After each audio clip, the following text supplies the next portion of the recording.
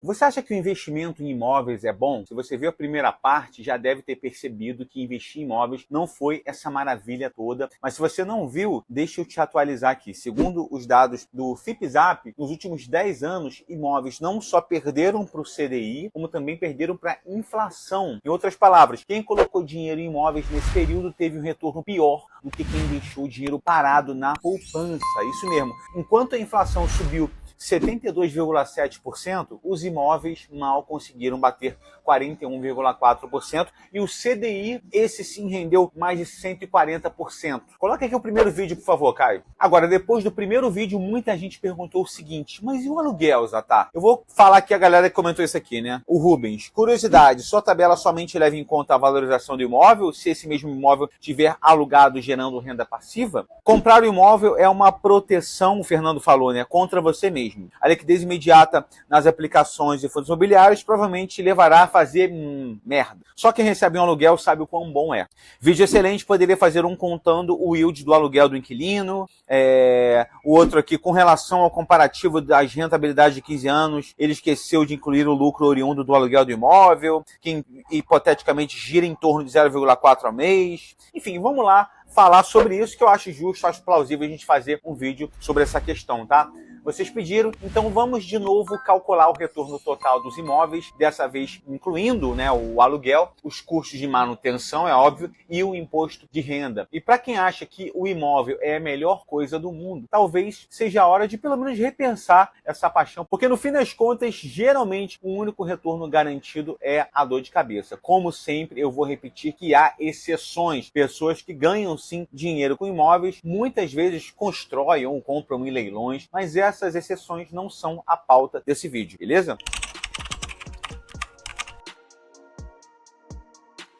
O brasileiro acha que entende de imóveis. Aqui no Brasil, todo mundo parece ter uma MBA em investimento imobiliário. Você percebeu? Basta alguém falar de ações ou títulos que já surge um especialista dizendo: o bom mesmo é investir em imóvel. Mas essa certeza toda pode ser só um clássico efeito Dunning-Kruger, né? Aquele fenômeno psicológico em que as pessoas com menos conhecimento têm mais confiança em suas habilidades do que quem realmente entende do assunto. Isso acontece, gente, porque no fundo todo brasileiro já teve algum contato com imóveis, seja na compra da casa própria, seja ouvindo histórias, né, do tio que comprou um terreno e ganhou uma bolada. Aí, como é algo familiar, todo mundo acha que entende. É como achar que sabe dirigir Fórmula 1 só porque você consegue estacionar na vaga apertada do shopping. O problema é que entender de imóveis para morar é muito diferente de entender de imóveis como investimento. Para investir de verdade, você precisa calcular o retorno ajustado ao risco, precisa considerar os custos de oportunidade, né?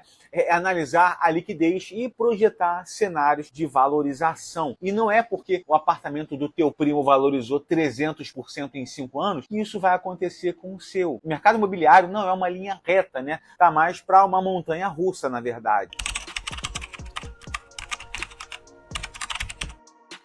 E para entender por que o CDI, em muitos cenários, dá um banho nos imóveis, a gente precisa falar sobre um elefante na sala: os juros historicamente elevados no Brasil. Isso não é uma fase, gente, é um problema estrutural. Nos últimos 30 anos, o Brasil sempre teve juros altos, com picos de 40% ao ano na década de 90. E toda vez que parece que vai melhorar, um rombo fiscal ou uma crise política joga tudo por água abaixo. Basta dizer que hoje os juros está acima de 2 dígitos, e a média dos últimos 20, 30 anos também foi assim. E o motivo? A falta de controle nas contas públicas, gastos desenfreados, previdência insustentável e um sistema tributário tão complexo que parece uma pegadinha. E sem resolver isso, não tem como baixar os juros de forma sustentável. A cada 2 ou 3 anos, o Banco Central precisa subir os juros para segurar a inflação. E honestamente, imaginar um Brasil nos próximos 20, 30 anos com inflação baixa, juros baixos e crescimento crescimento sustentável é quase como acreditar em unicórnios. Para isso acontecer, o Brasil precisaria de reformas tributárias, previdenciárias e fiscais profundas. Teria que cortar gastos, reduzir a dívida pública, simplificar impostos, atrair investimentos produtivos. Resumindo, fazer tudo que nenhum governo quer fazer. Enquanto isso não acontece, o CDI vai continuar sendo a estrela da festa, com a Selic alta, até o investidor mais conservador vive de renda tranquilamente, sem precisar alugar imóvel, ouvir desculpa de inquilino, nem discutir com o corretor. Então vamos direto ao ponto. Aluguel não é lucro limpo e conseguir uma boa taxa de aluguel é quase uma missão impossível. O sonho de 0,5% ao mês virou lenda.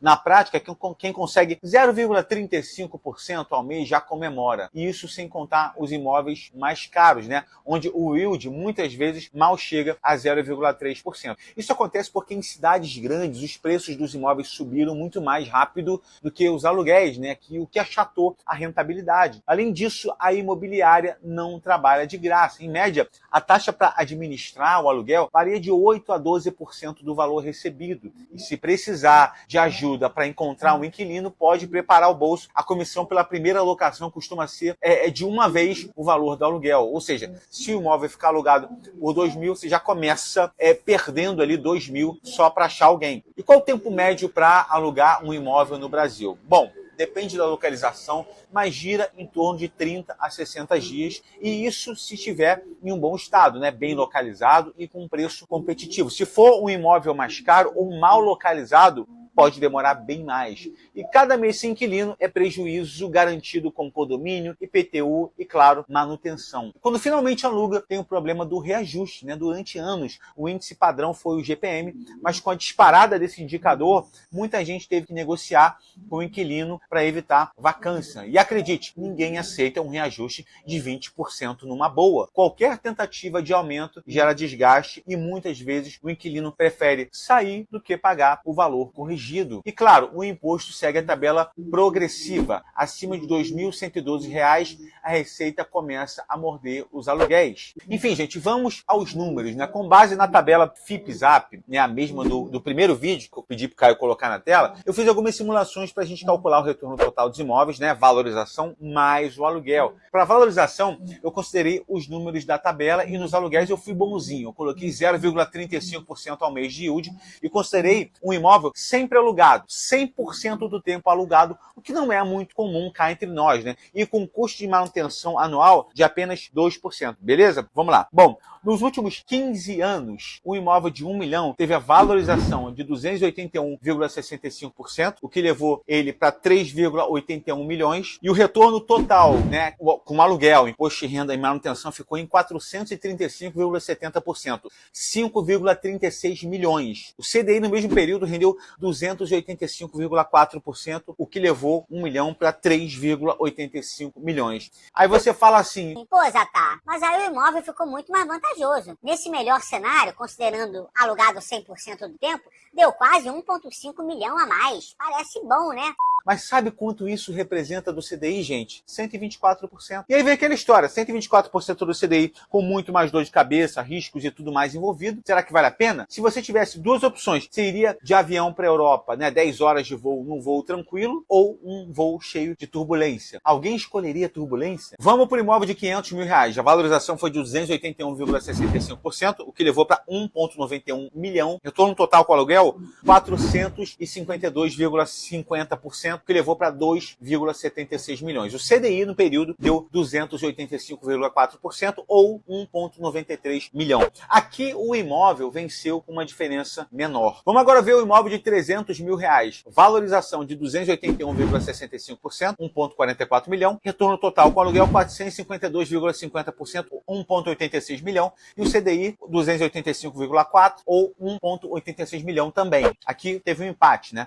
Nos últimos 10 anos, o imóvel de 1 milhão valorizou para 1,53 milhão ou 52,94. Com o aluguel, 1,94 milhão, 94,29% de valorização. O CDI, 141,7% ou 2,42 milhões. Aqui o CDI deu um banho. Vamos para o imóvel de 500 mil reais. Valorização 52,94, levou para 764 mil, em torno total 98,58, levou para 992 mil reais. E o CDI, 141,7% ou 1,21 milhão de reais. Para terminar aqui, o imóvel de 300 mil reais teve a valorização de 52,94 também, né? 529 mil, retorno total foi de 795 mil. E o CDI foi para 853 mil reais. Aqui o CDI passou longe na frente, enquanto o investidor de CDI tira férias tranquilo, o de imóveis está discutindo vazamento com o síndico. E para terminar aqui, nos últimos 5 anos, a gente falou de 15 e 10 anos já, o imóvel de 1 milhão, que teve a valorização de 41,71%, foi para 1,42 milhão, retorno total com aluguel 62,94 ou 1,63 milhão, CDI foi para 1,52 milhão, o imóvel de 500 mil, valorização de 41,71, né, foi para 708 mil, retorno total 825 mil, o CDI foi para 760 mil. E o imóvel de 300 mil, por fim, valorização de 41,71 também, 525 mil, retorno total 645 mil com aluguel, e o CDI 570 mil. Aqui os imóveis até conseguiram superar o CDI, mas considerando todos os custos e a baixa liquidez, a diferença talvez não compense o trabalho.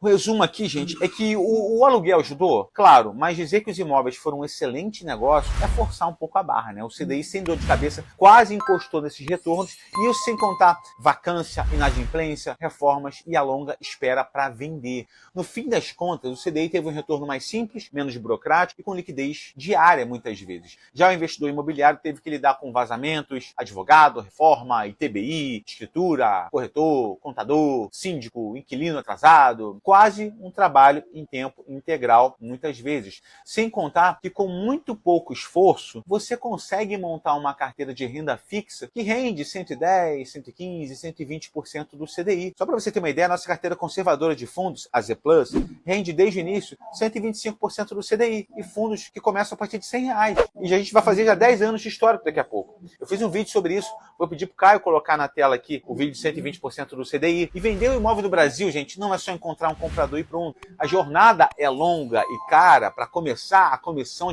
da imobiliária leva em média 5% a 6% do valor do imóvel. Ou seja, se você vender um apartamento de 500 mil reais, você já começa deixando 25 mil para o corretor.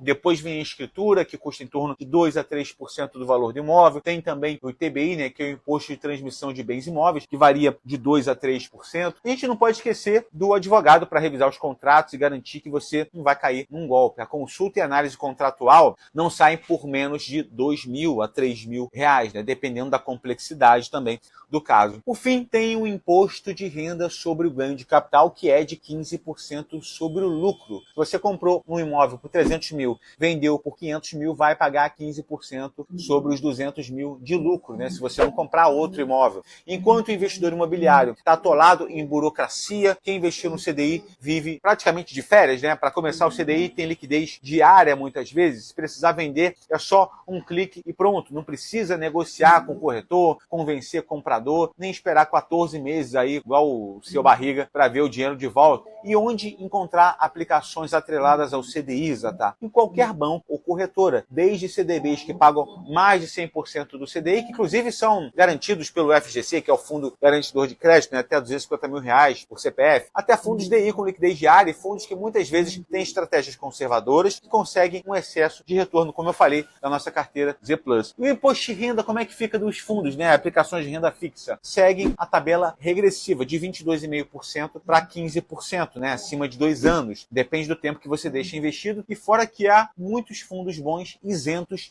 de imposto de renda. A gente recomenda também na carteira Z. Não tem TBI, não tem escritura, não tem cartório, advogado ou comissão de corretor. E o melhor, não precisa pintar a parede, trocar a lâmpada, nem ouvir reclamação de vizinho. Quem tem CDI acaba vivendo de renda passiva de verdade, sem dor de cabeça, né? É claro que uma carteira bem montada não vai ter apenas apenas CDI, tá, gente? Que fique bem claro isso. Mais investimentos dolarizados, também em moeda forte, é muito importante, assim como outros. Mas esse é um assunto para outro vídeo, né? Ser rico no Brasil é como jogar no modo fácil. Você não precisa comprar imóveis, nem arriscar em ações, nem se preocupar com vacância ou IPTU atrasado. Se souber investir no CDI, já garante retornos superiores à maioria dos investimentos no país. Um CDB que paga 110% do CDI, por exemplo, rende mais do que a média dos imóveis, sem burocracia, sem reforma, sem inquilino enchendo o saco e nem precisa de muito. Bancos médios oferecem isso sem exigir fortuna. E para quem tem mais capital, dá para negociar taxas ainda melhores. A verdade é que no Brasil, quem tem dinheiro vive de juros. E com CDI pagando 13%, 14% ao ano, você tira 1% ao mês líquido, sem fazer esforço. Já no mercado imobiliário, quem consegue 0,35%, 0,4% bruto, já está comemorando, né? Ou seja, enquanto o investidor imobiliário se mata para achar um bom imóvel, reformar, negociar aluguel e lidar com advogado, quem tem capital aplica no CDI e vai para a praia, vai viajar. E se precisar do dinheiro, resgata muito rápido, né? Alguns fundos D1, alguns fundos com 30 dias de liquidez, um pouco mais, mas são bem tranquilos, né? Não tem que esperar 14 meses para vender nem pagar 5% de corretagem. A conclusão é que imóveis só vale a pena com muito otimismo, né? No papel, os imóveis até tiveram seus bons momentos, na prática o CDI foi mais eficiente, mais fácil e menos estressante. Como dizia Charlie Munger, né? Se você tiver num buraco, pare de cavar. Pelo visto, muita gente ainda está cavando fundo no mercado imobiliário. Quem investiu em imóveis, na prática, viveu de aluguel, alugou o tempo para resolver pepino, alugou a paciência para lidar com o inquilino e alugou o dinheiro para a imobiliária. O CDI não ligou para ninguém, não fez reunião de condomínio e teve um retorno quase tão bom quanto. Então, se a ideia era viver de renda passiva, parece que tem alguém precisando revisar as contas. No final das contas, o único passivo garantido para quem investiu em imóveis foi o tempo que perdeu tentando lidar com tanta burocracia. Mas eu repito aqui, há exceções, gente que faz grana com imóveis, a maioria desses até trabalha com isso, e aí é outra história, né? Bom, e pessoas que também compram em boas oportunidades, pechinchos, aí pode ser outro caso. Mas na maioria do tempo, na maioria das vezes, a pessoa acha que é um bom investimento, mas de fato não foi, tá? Então, se você curtiu o vídeo aqui, deixa o like, se inscreve no canal, coloca nos comentários quais outros assuntos você quer ver por aqui, beleza? Um abraço, até a próxima.